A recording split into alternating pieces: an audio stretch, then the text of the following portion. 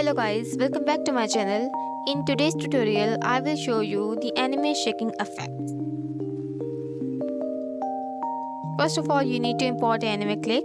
I will use the click as an example.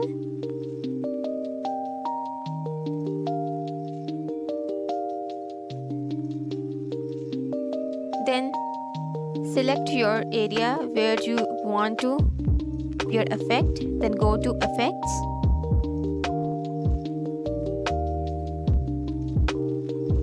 And then go into the category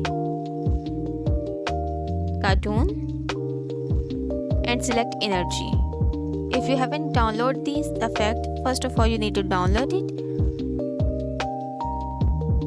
and add it.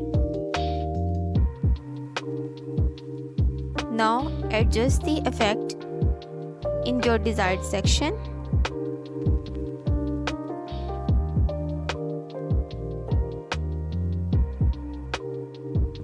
In this way, you can easily add the shaking effect in any type of video. Thank you so much for watching. Kindly subscribe my channel.